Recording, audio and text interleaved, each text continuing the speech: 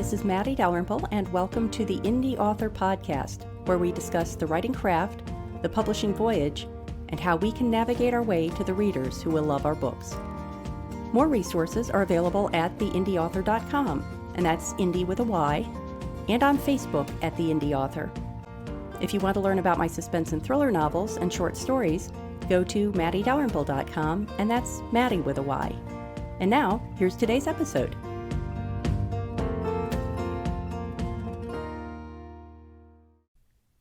Hello, fellow creative voyagers. In this week's episode of the Indy Author Podcast, Kelley Way discusses the legal considerations for use of images for book covers and promotional material, including use of free sites like Unsplash. She discusses the use of music and musical references, a topic of particular interest to me based on an Ann Kinnear suspense short I just wrote, and what Creative Commons and public domain material is, and the opportunities it opens for indie authors. Kelley joins an impressive crew of others who have shared their knowledge with listeners of the podcast. Abe Ogden, who in episode 83 discusses the 6 R's of maximizing the value of your content: repackage, repurpose, revise, repository, rights, and resources. We talk about how the democratization of formats like hardcover books and outlets like branded merchandise opens opportunities for the indie author. We also discuss the issue of the most constrained resource of an indie author, time, and how to weigh which items on Abe's a la carte list of options you decide to pursue. A whole host of previous guests, Robert Dugoni, Emma G. Rose, Pauline Wiles, Dale L. Roberts, M.K. Williams, Wade Walton, Jerry Williams, Jeff Elkins, and Julie Duffy, who in episode 82 share their perspectives on writer's block. Is it fact or fiction? What causes it? And how can we combat it? Dan Blank of We Grow Media, who in episode 81 shares the central tenets of his concept of human-centered marketing: give yourself permission to create, understand who you hope to reach, and connect to a person, not an audience, and many more. With an expanding set of resources available via the podcast and at theindyauthor.com, I've set up a Patreon account to solicit your support. Patreon enables you to support the creators who provide content that you benefit from by pledging a regular financial contribution, in my case, $3 per month, which you can start and stop as you wish. Among other benefits, patrons get access to extra material that is not included in the podcast episodes. In this week's patron-only content, Kelley and I discuss intellectual property and the differences between copyright, trademark, and patent, and how these do or don't apply in the author world. Becoming a Patreon subscriber not only lets me know that you benefit from these resources, but also helps defray the costs of maintaining the website and of producing the podcast, including the editing of the transcript. Many thanks to those of you who are already patrons. And if you're not yet a patron, please drop me a note and let me know what might entice you to become one. To learn more about becoming a patron, please head over to patreon.com/theindyauthor, and that's Indy with a Y, or go to theindyauthor.com and click on the podcast tab. If you'd like to make an occasional contribution, perhaps to indicate the value that a specific episode or resource provided to you on your creative voyage, scroll to the bottom of any page at theindyauthor.com and click on the Buy Me a Coffee link to make a small contribution via PayPal or Stripe. This week, I'd like to thank Catherine Gentile for buying me a whole bunch of coffees. Thank you, Catherine. And thanks to all of you for considering supporting my work at the Indie Author. I wanted to share some listener comments from previous episodes. Amy Reed commented on episode 82, Perspectives on Writer's Block. This is terrific. Every one of your guests had something important to add to the conversation. I too have heard people say that there's no such thing as writer's block, and I disagree. I do tend to approach the subject a little differently, and I refuse to use the term writer's block to refer to my own writing, because I don't want it to turn into some self-fulfilling prophecy. I view the writing process as one of ebbs and flows, and I acknowledge from the very start of every book that there are going to be ebb times and that I'll get through them. It helps to think of them as part of the writing process, then I don't feel too terrible when it happens. Thanks for another great show. Thank you for the great comment, Amy. Not surprisingly, I've been thinking a lot about writer's block in my own work, and I find that one thing that can hold me back from getting words on the page when I'm writing my first draft, when it's important to acknowledge that the first draft is going to be a mess, is the fear that I'm going to miss cleaning up something in that mess. And I found some ways of flagging material to help me alleviate that fear, and I may devote a future solo episode to those practices. Amy also commented on episode 81, Human-Centered Marketing with Dan Blank. His and your comments about a Facebook group really resonated with me. I have a private Facebook group, but I haven't posted there in weeks because I don't want to bore them with the same stuff I post on my author page. After reading this transcript, I might go back, rename the group, and try something different. I've changed a lot of things this year, and so far I've been happy with the changes. It's slow going, but I feel more moored than I have in the last couple of years. Great show. Thank you again, Amy. And I have to say that you're right in line with my liking of using nautical metaphors for the writing craft and the publishing voyage. We had in the earlier comment the reference about the ebb and flow of writing and how writer's block can be an ebb period. And then this reference to feeling moored.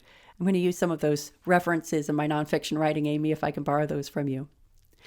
I responded to Amy and said, I've polled my Facebook group private members and they confirm that they don't necessarily see my Facebook author page posts. So I think you're actually doing them a service if you post in both places about a certain topic, perhaps more informally or conversationally in the private group. I'm also wondering what the goal would be of renaming the group. Is it because the name implies a direction you don't want to go in? I'd be hesitant to rename because you'd lose whatever traction you've built up with a group under its current name. And then Amy wrote back and said, I'm still debating about continuing with the private group, but I do think I'll keep the name the same. It's Amy M. Reed's Fiction Fans, just in case anyone would like to join it. It's not just for my books, though I do post about my books in the group. Maybe I'll do a poll as you did in your private group to see if people are seeing my author page posts. Please join the conversation with me and Amy. If something about an episode struck you, please go to theindyauthor.com/podcast and click on the episode link to leave a comment. In this week's personal update, I'm continuing to look for ways that I can expand the time I spend on my fiction writing. I usually use my daily writing sprint at 1 o'clock as the time when I end my nonfiction work, administrative work, promotional work, and production of the podcast to switch to fiction. But on those days when I finish all my nonfiction work before 1 o'clock, I was finding it surprisingly hard to switch to my fiction work, rather than just continuing to look for admin, promo, and production work to do. However, I feel like I'm making progress on being more disciplined about that. I had mentioned in a previous personal update that the Ann Kinnear suspense short All Deaths Endure was featured on Eric Brian Moore's Pocket Pulp podcast, and that's just another great example of how we can use short fiction to connect with readers, or in this case, listeners. I'm going to be appearing as Eric's first guest on his new Pocket Pulp Live on Facebook, and that will be on Wednesday, June 23rd, 2021 at 9 p.m. Eastern. And if you missed the live event, I suspect it will be available as a replay. Follow Eric at Pocket Pulp on Facebook to get notifications of this and other author events that he'll be hosting. Now let's have a quick word from this week's featured affiliate, and then on to the interview with Kelley Way. This podcast is supported by affiliate membership signups with the Alliance of Independent Authors, which is an indispensable resource to me in my author business. Ally's team of members aren't lawyers, but they do offer members general legal, contractual, and business advice, and a series of downloadable agreement templates and annotated contracts. Ally also has an active watchdog desk that produces ratings and reports about the best and worst publishing and self-publishing services. A rights desk, right reach-out services, and dedicated literary agent focus on helping qualifying members to selectively license and sell their translation, TV, film, and other rights. If you join Ally through my affiliate link, you pay the normal price, but I get a percentage of the proceeds, which goes to support my time and effort producing this podcast. Just go to theindyauthor.com/resources for my affiliate link, and to find other resources that I find indispensable to my author business, affiliate and non-affiliate alike. Hello, and welcome to the Indie Author Podcast. Today, my guest is Kelley Way. Hey, Kelley, how are you doing? I'm doing all right. How are you? I'm doing great, thank you. To give our listeners a little bit of background on you, Kelley Way was born and raised in Walnut Creek, California. She graduated from UC Davis with a BA in English, yay, and a minor in music, and then attended the UC Davis School of Law. After law school, Kelley did a one-year fellowship at the Pacific Justice Institute, during which time she was approached by her first client, the copyright holder of a New York Times best-selling fantasy series. After the successful resolution of the case, she opened her own law firm, and when Kelley is not practicing law, she enjoys spending her time reading, knitting, yay, singing, spending time with her family, and learning new languages. So welcome, Kelley. And I also wanted to thank Pauline Wiles for the introduction. Polly has been a two-time previous guest, and she's the one who connected me and Kelley online. And so we're going to be talking today about legal considerations for content use. And before we dive into the details of that, I wanted to ask about one of the things that I mentioned in the bio, which is your first case with the copyright holder of the New York Times bestselling fantasy series. Mhm. And I'm assuming that you can't completely reveal the details beyond that. But could you just share what about that case captured your interest so that legal content usage for authors seems to be a specialty of yours? And are there any learnings that we can start out with that you drew from that case? For me, it was a dream case because I actually went into law because I loved books and music. So I really wanted to be practicing law within those areas. And it turns out it's mostly been books. I really haven't been doing a lot of music law, but that's fine by me because, like I said, I love books.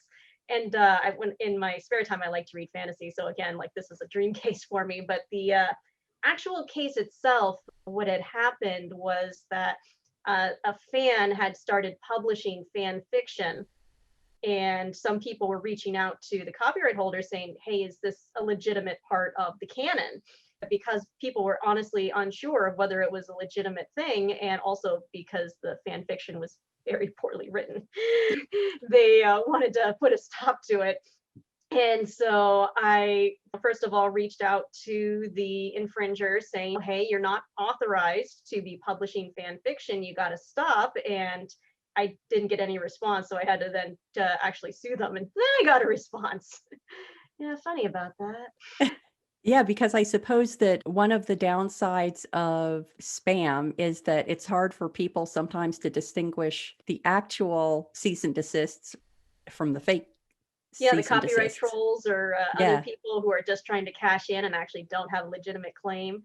Yeah, yeah. that those are always hard. Or the other possibility is that they didn't actually believe that the person would go so far as to sue them in court. Maybe they figured I'm small fry because their response was actually, well, I haven't made any money off of these books. And I was like, I'm sorry, but that's not the point here.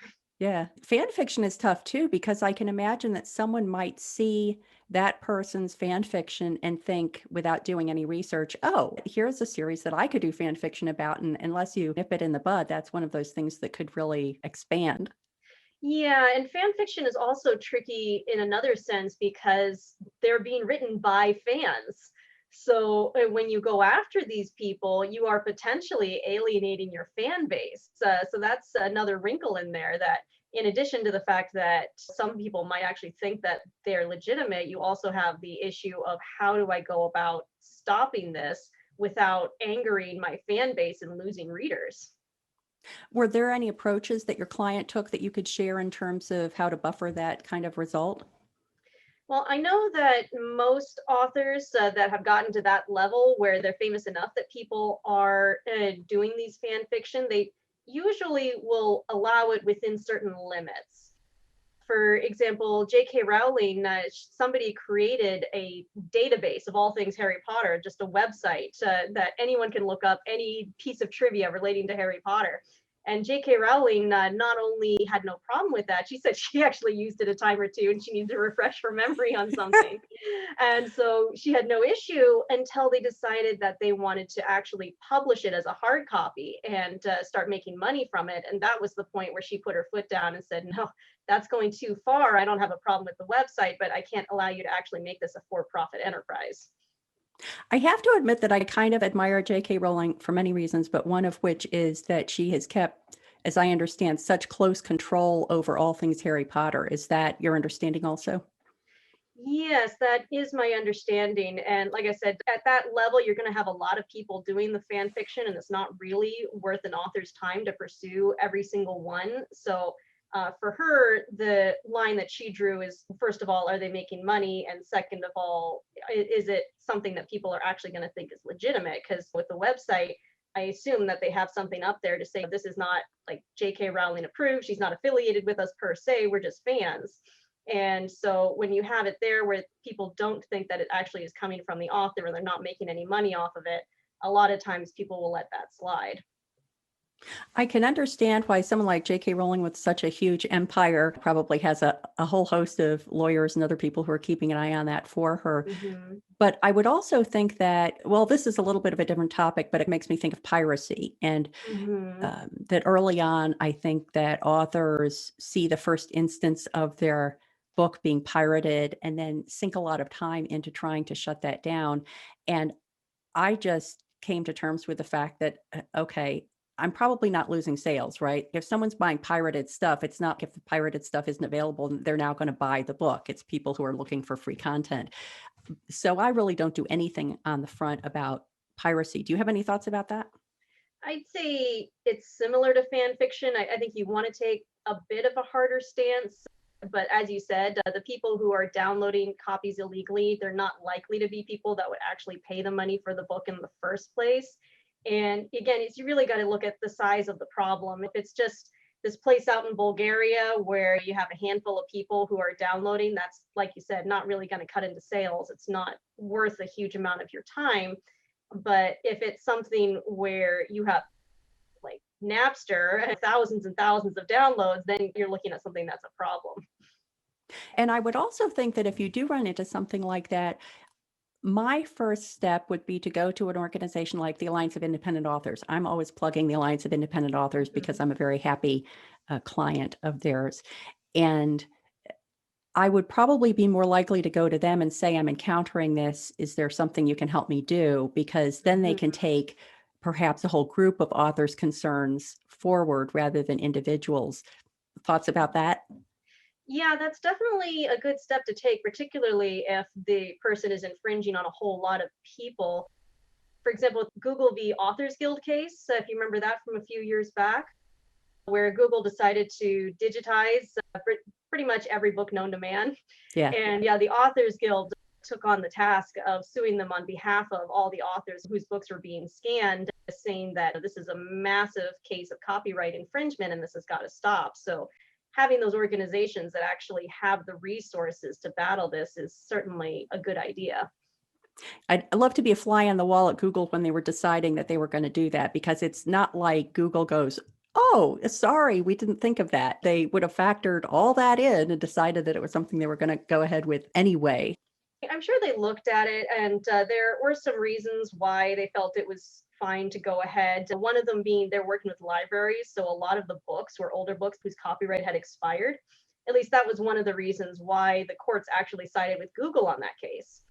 So Authors Guild lost in that particular instance, but one of the reasons was for that. A lot of the books being scanned were in the public domain, i.e., there was no copyright on them in the first place.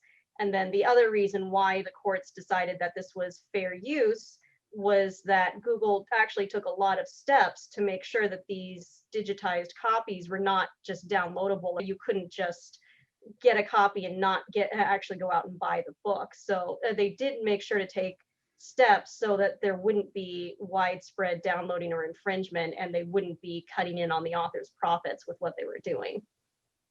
This is all great. Now I have like 15 episodes worth of questions that I have to ask you, but I wanted to start out, our comments about the cease and desist letter reminded me of this because just recently I've started getting emails through my website that basically say, I saw pictures on your website and they're my pictures. I can't believe it. You've stolen my pictures and now we're going to sue you if you don't take them down immediately. And I actually got one of those the other day. I have to say, I fell for it. So I wrote back and I said, I have no idea what you're talking about. If you tell me what the picture is, I'll take it down. Because I was getting it from Unsplash, and Unsplash advertises itself as royalty-free. Yeah. Unsplash is one of those ones where they have permission from the copyright owner to give it out for free. And there's a bunch of websites like that. And that's why I was surprised too. I mean, I'm a copyright lawyer. I make a point of making sure that the pictures that I use are okay pictures to use.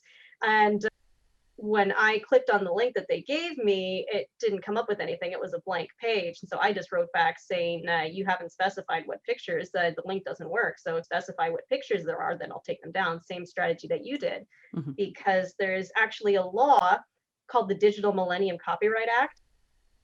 They might have referenced it in the email that you got, but basically the way that it works is, according to the statute, if you find infringing material on somebody's website and you contact the website owner, the person hosting the content, and tell them what it is that's being used, they don't have a right to use, they have to take it down if they want to avoid liability.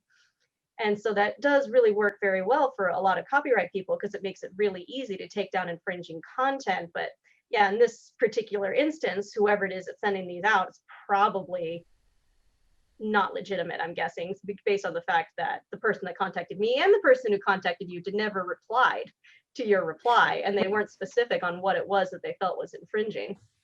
And once I realized that 1 second after you click the link, you think, I shouldn't have done that. And I got in touch with my friend. It's my hotline to someone who is in the data security business. I'm like, what should I do now? And I scanned my Mac for malware and things like that. And I did was the same fine. thing. But it is hard to know what they're after, because to back up a little bit, even though I take all my images from Unsplash, I have no idea what Unsplash's vetting policy is. So I can easily imagine that some nefarious person could potentially take somebody else's photograph, put it up on Unsplash as if it were theirs, and thereby be violating copyright, which is why I didn't want to just say, I take all my images from Unsplash, so don't bother me. Do you have any insight into that, like how reliable it is to use these sites that advertise themselves as royalty-free sites? I'd say that you have pointed out a legitimate risk that you're taking by using those sites, because again, without doing a lot of research, you don't know what they're doing to make sure that the pictures being submitted are legitimately from the copyright holder. But in my opinion, you as the user would not be liable because the website holds itself out as having these pictures available with permission from the copyright holder. So I would think if there was a liability issue, it would be on the part of the website, because they are basically saying that we vetted these and they are legitimate. So you are not liable for relying on that statement. I haven't looked to see if there's a case on that, but that's my personal opinion. The other thing that I thought was interesting about this is it wasn't clear to me eliminating malware, asking me to give them my credit card number or something like that. It wasn't clear what they were trying to get. And in fact, I started getting a whole bunch of almost identically worded messages, but ostensibly from different people, and different, not just in the sense that they were using a different name, but one was like, I'm a photographer named Jim and you're using my photographs. And the other one was, I'm an illustrator named Jane and you're using my illustrations. Like, it was oddly specific to the circumstance. And then I tried putting a CAPTCHA option, and still I was getting them. So I thought, is somebody seriously like cutting and pasting some text into this? And if so, what are they getting out of it? Yeah, I was wondering that too, because they're not demanding money or anything else. They're just saying take down this picture without specifying what the picture is. And I have a CAPTCHA on my website too, so I'm not entirely sure what the end game is on that. So I don't know. There must be some new trend, but I'm not quite sure what it is that they're getting out of it. If anyone who's listening has any insight to this, pop over to the website and put a comment if you have any more information about what could be going on there. But getting back to the idea of a site like Unsplash, one of the things we wanted to talk about was using images for book covers or promotional material. So when my book cover designer designs my book cover and sends it to me for my approval, she's using usually watermarked images. And then when I pick the one I like, she says, okay, go out to Shutterstock or whatever and purchase this. And she wants me to purchase it so that it's clear that all the rights are residing with me and there's no question about that. Does that seem like a best practice in terms of when someone else is creating material for you? I think that's definitely a good way to go, because like you said, it's very clear who has the permission to use it. And whereas I don't think it would be wrong for the person who's creating the material to be the one to buy the license, but as the person that you used pointed out, that creates a little bit of a gray area as to who has the license and the permission, whereas if you do it yourself, it is very clear cut. So I don't think that either method is wrong, but I think that she probably hit the nail on the head. That erases a lot of gray by having it directly go to you, so it's very clear who has the rights and who got the license. And if you're purchasing book covers from a pre-made book cover service or designer, are there any steps you should take to make sure that the elements that they're using in the pre-made cover are legit? I would say that you want to have some kind of written agreement with them. Hopefully, they have some kind of standardized contract or something that they'll send you. It doesn't have to be long, but there should be something in there that puts the burden on them to make sure that the content that they're using to create the cover is legitimate and they have all the permissions that they need to have, and that if it should turn out that what they've used was not used with permission, the liability is on them and not on you. And then the idea of people in the images, because then I think it's trickier because you're not only assuming the right of the person who took the picture, but there's also obviously the involvement of the person who's being depicted. And Hmm. any people that I have in my covers or promotional material are always unidentifiable. It's just, from the back or whatever. Thoughts about that? Images featuring people? I think that's very smart because that is another area of law that touches on book publication, and that's the right of privacy and right of publicity. They're kind of flip sides of the same coin, but basically, it's using someone's name and likeness without permission. The real difference is that right of privacy is the person's like, I never wanted my photo to be on a book cover. I want to be private and keep my life to myself. How dare you? Whereas right of publicity is I may be a celebrity or something. I don't mind being out in the public, but I want to control how and where I appear. And so that's basically the difference between the two is both of them is using someone's name or image or something else that is part of their identity. It's just a question of whether they want to be out in the public or not. But either way, they do have a potential cause of action against you if they do not like the fact that they are appearing on your book cover. So you do want to be careful when you're using photos like that, that the permission of the person in the photo has been granted. How about a scenario where you're pulling, let's say, a historical photograph? Let's say that you're writing a book about Woodstock and you want to use a picture of the Woodstock milieu as your cover and it includes people in it. Different rules if, let's say, you're pulling that from some sort of Creative Commons source? So when you're doing an event like that where it's not so much about the people and the photo was taken in a public venue, then I suppose they could potentially still try to claim some sort of right of privacy or something along those lines, but it would be much tougher for them because they have put themselves out there in a place where they're likely to have a photograph or something or other taken. So something like that, they'd have a much weaker argument for why there should be a right of privacy when they have gone and essentially put themselves out there in the public eye by attending this event or doing something else that would make it more likely that their picture was going to be taken. So something like that, they could still potentially put forward some kind of argument, but their case would be a lot weaker when the photo is about the event and not so much about the person. And if you're looking through a site like even Shutterstock, Unsplash, any site, and let's say you see a series of photographs of a person that's looks exactly like your book's protagonist and you want to use them Hmm. on the cover. Hmm. Are there any steps you can take to have the appropriate agreements in place, not only with the photographer, but with the subject in order to be able to go ahead with that?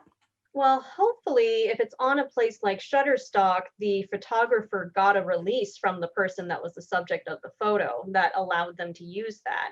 But if you want to confirm that, I'd say it'd probably be a good idea to look at Shutterstock's terms of use or whatever other materials they have available for seeing if there's some kind of vetting process to make sure that when you have a photo of people, that the people's permission was granted before the photo was posted.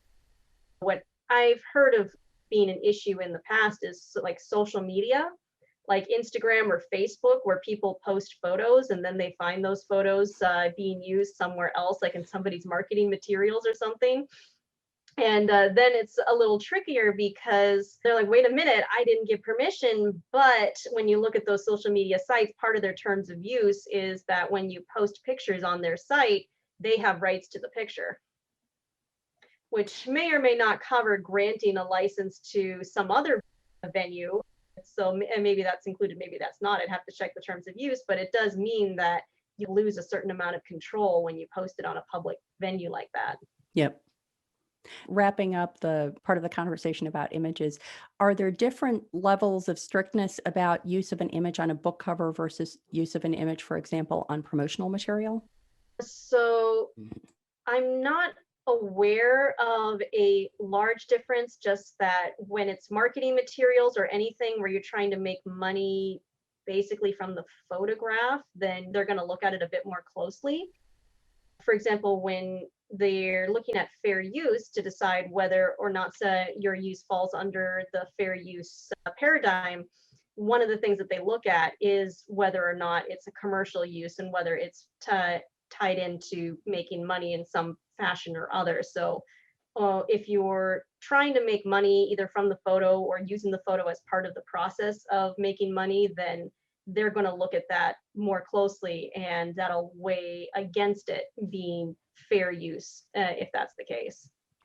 That kind of leads into the social media question, because my books are set in my area, Philadelphia, or in Mount Desert Island, Maine, or in Sedona, Arizona. And so I have a lot of that kind of stuff coming across my Facebook feed. And if I saw one that I liked, oftentimes I would post it to my author page and say, Oak Creek Canyon is where Lizzie has her showdown with the bad guy.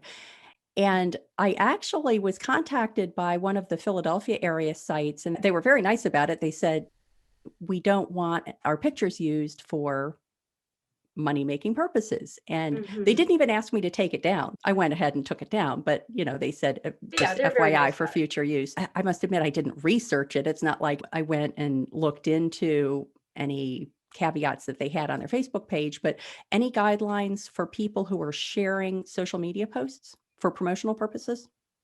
I think that if you're going to be using material from somebody else's social media feed, I think the best practice would be to actually get permission from that person before you post it, just to make sure that you're in the clear. Because when it's posted online like that in a public forum, you can argue that there's some sort of implied license there where they're allowing other people to make use of it, but it's tricky. You're getting yourself into a bit of a gray area where there's an argument either way. So if you want to make sure that it's clear cut and you're definitely not going to get in trouble, I would recommend actually reaching out to whoever posted it to see if it was okay to repost or link back or whatever it is that you want to do to make sure that they're okay with it. And what if it's a large organization, let's say AAA? For some reason, AAA posts lots of beautiful photographs of Arizona that I always want to share. Should I try to get in touch with somebody at AAA before I share those? I think it wouldn't hurt. They're a big enough organization that they probably have somebody that deals with these kinds of rights permissions questions. So I don't see why it would be a bad idea if you can actually find that contact information to reach out and see if, is it all right if I use this? This is what I want to use it for. I'm happy to link back and give you credit.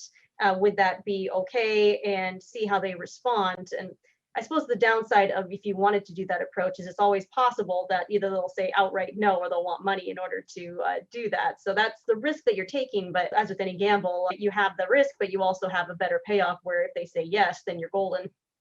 Right. And I suppose another way to accommodate it is that I am continuing to share photographs from this Philadelphia area site on my Facebook feed, but I don't use them as promotional material. At this point, people who are following me on Facebook probably know that I'm from the Philadelphia area, and I'll just say, look at this beautiful picture of Boathouse Row.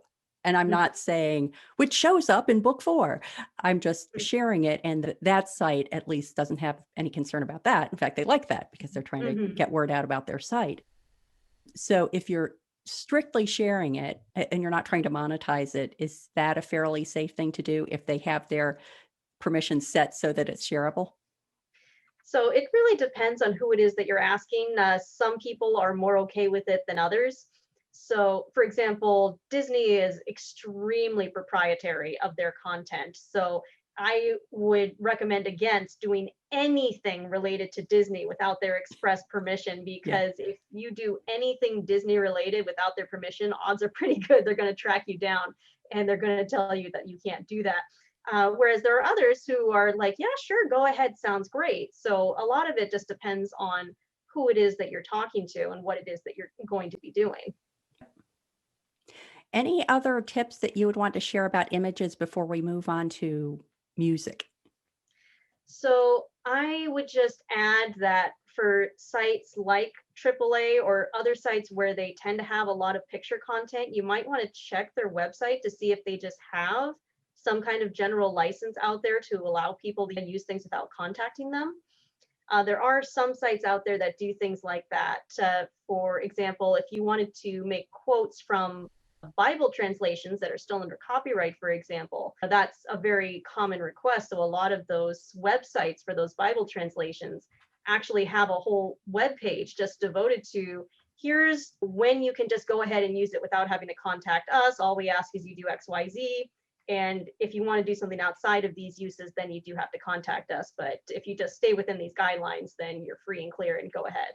I guess the other thing I'm thinking of is if I were better organized, I would stockpile my own photographs when I'm at these locations because I think that would be intrinsically more interesting to people. They might not be as beautiful as photographs taken by a professional photographer, but I think people really enjoy seeing, here I am having a lobster in Southwest Harbor, or those Mhm. ones that are more personal. I think you might get more promotional bang for the buck anyway, and it's your picture, so nobody's going to complain about it.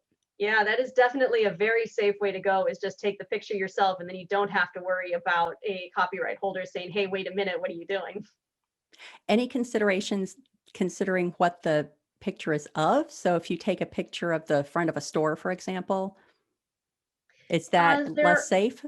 there are some architecture designs that are technically under copyright, and that's not quite my area of expertise, but I think if I remember correctly, if it's viewable to the public, then it's free for people to take a picture of, but I'd have to research that to confirm it. But I believe that's the rule. So yeah, like a public storefront, I don't think that they could claim copyright infringement for taking a picture of a public storefront.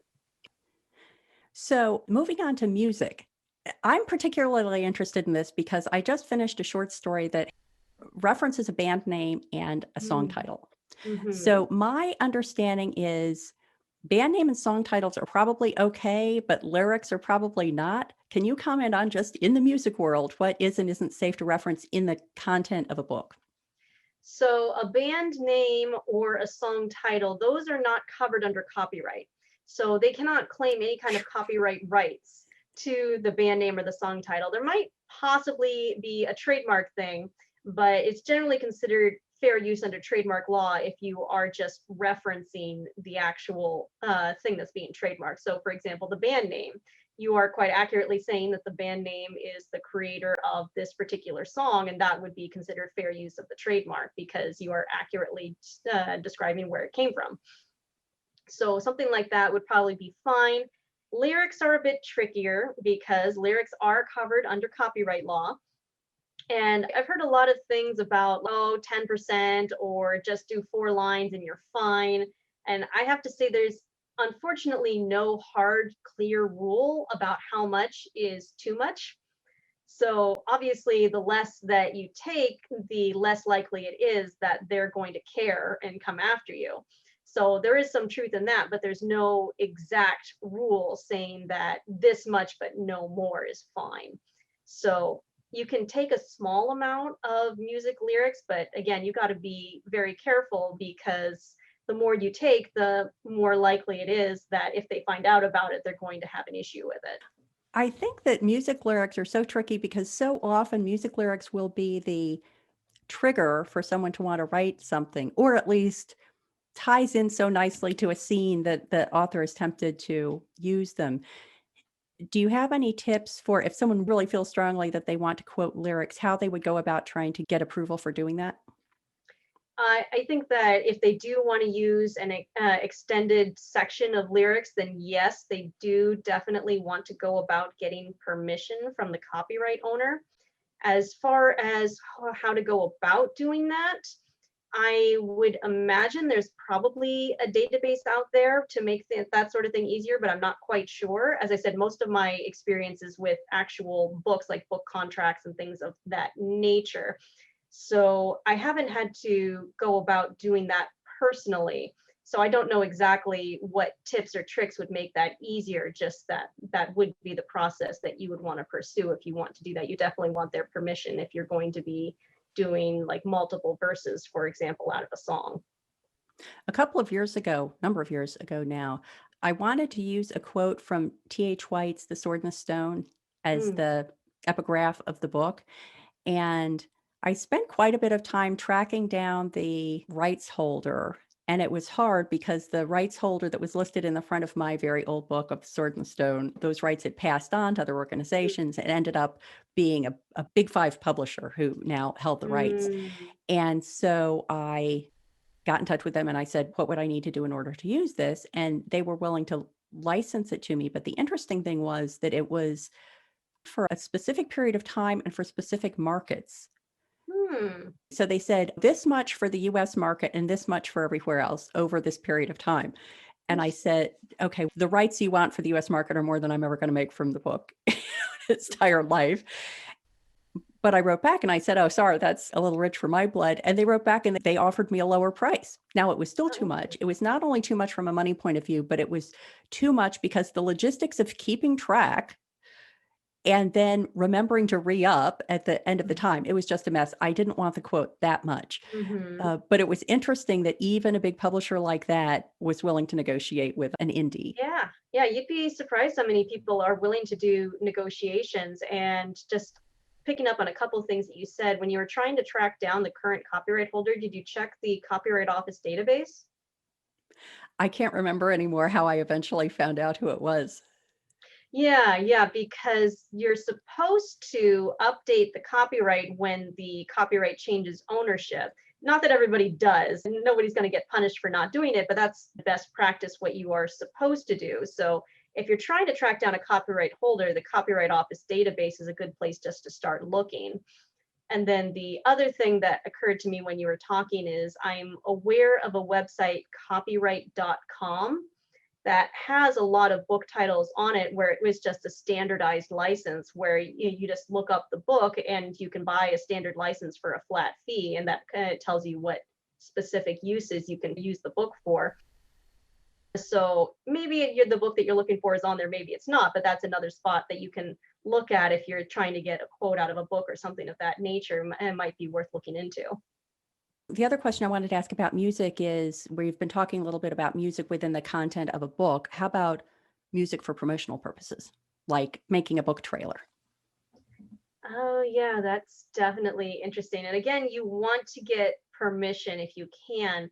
For recorded music, there are several organizations out there. They're more with radio and things, but they don't know. You might want to look into whether they get permission for specific works. You have BMI is one of them. ASCAP is another one, and there's a third one that's not as big as those two. I'm forgetting its name, but those three are the big players. Pretty much every piece of music that is distributed in the United States probably has a license through one of them, because they just monitor everything and they make it a lot easier to collect royalties for playing those particular songs. So if you're having trouble tracking down the actual copyright holder themselves, you might want to look and see if it's registered with one of those three groups and see if there's a license that you can get through one of those groups. I know that the only two times I've needed music are for the intro and outro of the podcast. Mm-hmm. And if Shutterstock has a music arm, it was like Shutterstock except for music. You can go on, you could purchase the rights to the song. And it's nice because you usually get several variations. You get the long variation, then you get like little snippets of different variations. Mm-hmm. And Mm-hmm. so I imagine that any music I wanted to put to any promotion related to the indie author, I would have the material there because I have several minutes worth of music. I'm never going to need more than a couple of seconds at a time. And it's a benefit to have it be consistent because then you have this branding benefit. And that Mm-hmm. people, I think, for most of the promotions that the listeners of this podcast are going to be doing, you shouldn't rush out and get a new piece of music every time you want to put together a new trailer or Mm-hmm. commercial. And I think the same is true. I have the Ann Kinnear music. And Mm-hmm. whenever I make a trailer, I'm using the Ann Kinnear music, and it saves me time and money. Yeah, that's a great way to go. If there's a musical version of Shutterstock, I think that is an excellent resource. One of the things I wanted to talk about, and this is a bigger question of content, is this concept of Creative Commons. And I'm not sure I fully understand this. Can you describe what Creative Commons is and what rights that enables? So the idea behind the Creative Commons is the creators of that felt that they didn't really like the copyright laws as they are now. They felt that they were too restrictive and that this copyrightable content ought to be free and free for other people to use. So they created this idea of the Creative Commons, which basically is that copyright owners can put their work out there with a standardized license saying it's free for other people to use. And Creative Commons has several different types of licenses depending on what it is that you're willing to let other people do with it. But the idea is, yes, I have a copyright, but I'm still just giving this away under these particular conditions, whether that's it's free for anybody, anywhere, anytime, anything, or whether it's you can use this as long as you're not making money off of it. So there's a few different varieties, but that's basically the concept is these copyright owners are essentially waiving their rights to their copyright to their work.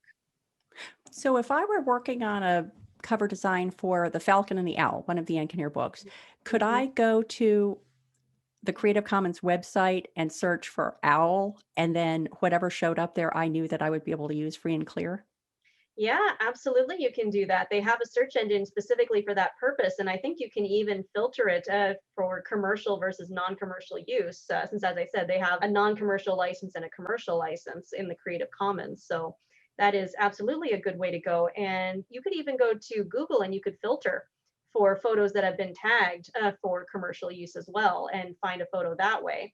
Although I found that the content that's been tagged for commercial reuse on Google doesn't tend to be the greatest, but it's still an avenue that you could go through to find work that's been tagged as free to read.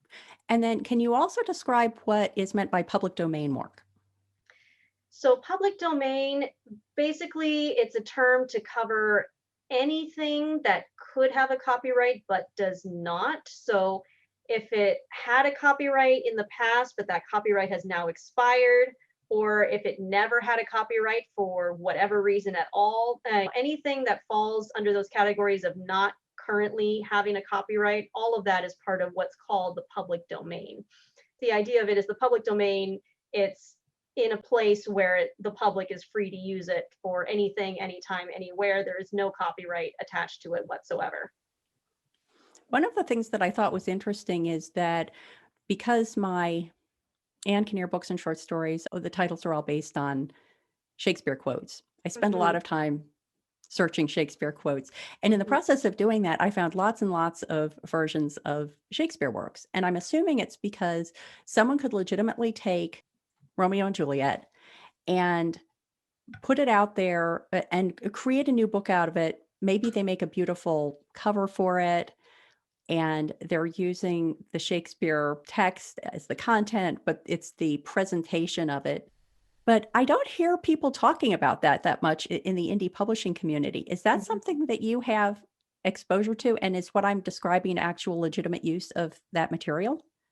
So Shakespeare is definitely public domain. If it ever had a copyright, that copyright is long gone. So anyone can use Shakespeare for any purpose whatsoever. So if someone wanted to publish a new book that has the exact text as it originally appeared and just republish that, they're free to do so. They don't need to get a license from anybody to do that.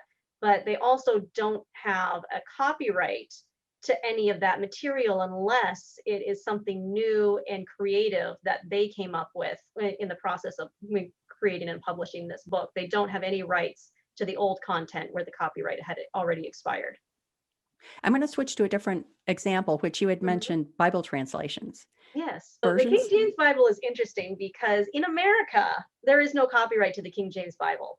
So in America, you are free to use the King James Bible quotations without having to get a license from anybody. But in Britain, it is still under copyright because it's under a royal copyright because it's the King James Bible. So that particular one is interesting. But yeah, in America, you're free to use King James without any repercussions. But more modern translations like the ESV or the NIV, those translations are more recent, and so those do still have copyright on them, and you would need to get permission if it didn't fall within those uses that their website said are okay without having to reach out. If there's someone who is, let's say, an illustrator, and they want to put out a book, they don't really want to write the story, but they want to do illustrations for it. Is Mhm. there somewhere they could go and say, let's say fairy tales. They want to do an illustrated version of a fairy tale, and they want to be sure that they're using a public domain version of the text of the fairy tale. Mhm. How would they go Mhm. about finding that? So that would be interesting. Basically, the way it stands right now is that anything that was published before 1926 has no copyright in America. If it ever had a copyright, it's expired. So that would be the cutoff. So if you were able to find something, for example, a book of fairy tales that was published in 1915, then the fact that it was published in 1915 means that everything in it is public domain. There is no copyright. So that would be a good way to go about it, is finding something that was definitively published prior to 1926. And if you then wanted to publish that, let's say in the UK, do you have to do Mhm. a separate search to decide whether it's permissible to publish it in the UK? It would probably be a good idea if you're publishing it in the UK to talk to somebody who's familiar with UK's copyright laws, just because their laws are pretty similar. I think they're also a party to an international copyright convention. So the copyright laws should have some strong similarities to America's, but there are still some differences that you probably want to be aware of if you're publishing it in the UK. As I said, King James is an exception because it has a special copyright that doesn't actually expire. Other than that, copyright in the UK does actually have an expiration date as well. It would just be a question of what that expiration date is and if the particular work you're looking at might have some exception apply to it. Are there any other resources you would recommend if people are contemplating any of this and they're not legal professionals, but they want kind of an entree to understanding some of this terminology and rights? So the Copyright Office actually has a lot of circulars where they try to explain some of these copyright concepts to people. So that's one place that you could look. I would also recommend my website. I have videos and blog articles where I try to explain these commonly asked questions or these issues that come up on a regular basis. So you're free to look at those resources as well to try to get a better sense of these things and how they work. And otherwise, just talk to someone knowledgeable and see if they're able to explain it to you in a way that you're able to understand. So, Kelley, let people know where that website is and other places they can find you online. Well, sure. So my website is kawaylaw.com. So kawaylaw.com. And I have a whole page that's just videos, and I have a page devoted to my blog articles. And if someone were to reach out to me personally, my email is kaway@kawaylaw.com. And again, if it's something where it's just a basic question with an easy answer, I'm happy to just shoot off a response. If it's something more complicated, like, here's my messy issue, what do I do? Something like that, I would need to actually do some kind of paid consultation. But if it's just an easy question, like what is a copyright, then I can direct you to a video or give you a simple answer. Yeah, and I'm going to repeat a great piece of advice that one of my other guests, Sherry Williams, mentioned, which is don't contact the person unless you've exhausted the resources that they make publicly available. So don't pose a question that the person's going to say, that's in the first video on my YouTube channel. Look around and see what they're having to offer, and then perhaps contact them for more detail or clarification to use Oh, that's everybody's right. I time. also have a YouTube channel. And where would they go to find that? So it's on YouTube. The channel is just Law Office of Kelley A. Way, so it should be easy to find. At this point, I only have a few videos up, but I'm working on more. I have a few more in the pipeline. So if you just keep an eye on it, I hope to have several videos out that answer some very common questions that I hear a lot. Great. Well, Kelley, thank you so much. I appreciate you being so patient with me, peppering you with legal questions. Thanks again for inviting me. My pleasure. Thank you. I hope you enjoyed my conversation with Kelley. Was any of this news to you? I hadn't thought about the fact that an illustrator, for example, could take uncopyrighted text and use it as the basis of a graphic novel. If you're an illustrator, let me know what you think about that idea. Cruise on over to theindyauthor.com/podcast and click on episode 84 to leave a comment. And just as a follow-up to one of the points Kelley discussed, the third big player for music rights, in addition to BMI and ASCAP, is SESAC, or SESAC.